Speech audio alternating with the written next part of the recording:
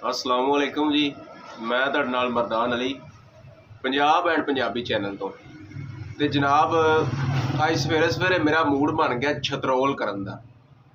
छतरौल भी क्रिकेटर दा। वसीम अकरम एक क्रिकेटर तुहां नाम सुनिया होना है। आ चलदी है पई, ठीक है, तुहाडी स्क्रीन ते शो हो रही है कि उन्हें एक तस्वीर अपलोड की, ठीक है, अपलोड की, थल्ले बंदे ने कमेंट किया कि सरकार अपनी जरा बगलों के वाल भी ला लो। तो वह थले कमेंट आया भी दुनिया चंद ते पहुँच गई है तो असी अजे लोगों के बगलों के वाल वेने पे।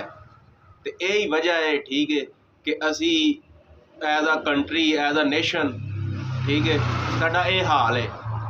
वो पागल दे आ पुत्रा, सॉरी करके क्रिकेटर है तू, अपनी थां ते इज्जत अपनी थां ते तेरी, लेकिन तेरी ये गलती है या तो तेरिया बगलों च वाल नहीं तो फिर भी तू गल कर। वो गोडे गोडे तेरिया बगलों च वाल चढ़े ने, हुण दुनिया चंद ते पहुँच गई है, तेरी की सलाह है असीं दाड़ियां वधा लईए, ठीक है, अंडर आर्म साडे वधे होण है, वाल जिहड़े वधदे ने वधी होण है, या जिहड़े चंद ते पहुँच गए ने उन्हां दी कच्छां च वाल कोई नहीं। अपनी तू गलती नहीं मनदा पिया, तेरी गलती है, ठीक है, तू हस छड्ड, सॉरी कर छड्ड, ठीक है, या इग्नोर कर दे। ये लोग, मैं वीडियो असल बनाने का मकसद ये वे क्योंकि सानू चढ़ गई ये पान गोरियां दी। असी माड़ी जी गल भी करनी है ना, असां इंज इंग्लिश मारनी, इंग्लिश इंज ते असी इंग्लिश मारदे ये नहीं वेखना कि असी अपनी कौम नू अपने मुल्क दी धो रहे हैं, अपने मुल्क दी नवा रहे हैं, पूरे मुल्क नू नवाई आ रहे हैं, ठीक है।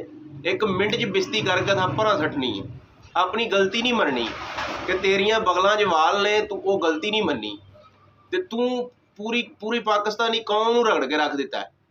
एडा तू गोरा जमया है तो तू उत्थे ही रह, हाँ ठीक है, तू उत्थे ही रहिंदा होएगा। वेखो अजीब गल है, माड़ा जिहा कोई फेम लभ जाता है, माड़ी जी कोई थोड़ी जी जिहड़ी है ना, तुहाडे कोई चार बंदे सुनन लग पैंदे ने ना, तुसीं पाकिस्तान की नवाई आउंदे हो। मैं इस तरह के वेखे ने यूट्यूबर, इस तरह के वेखे ने ब्लॉगर जिन्होंने पाकिस्तान की नवान तो काम ही कोई नहीं। और मरो तुसीं पाकिस्तान हो, वो तुहानू मिला के पाकिस्तान बनता है। अपने बंदियां की रिस्पैक्ट करने की बजाय असी अपनियां दी नवाई जा रहे हैं, ठीक है। सिर्फ की है कि चार लोग हसणगे वेखणगे। मैं उस बंदे की सवेरे सवेरे मेरा दिमाग हाई हो गया भी तू अपनी मिस्टेक या तो तेरिया कच्छां च वाल ना होण ते तू फिर भी आखे भी वाल नहीं है, भाई तू गलत गल की है।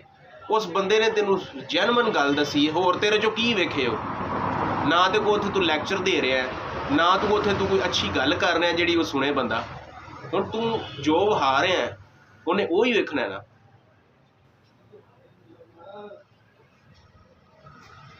हाँ जी चोई साहब आ गए हो, चलो फिर शुरू हो जाओ हैं।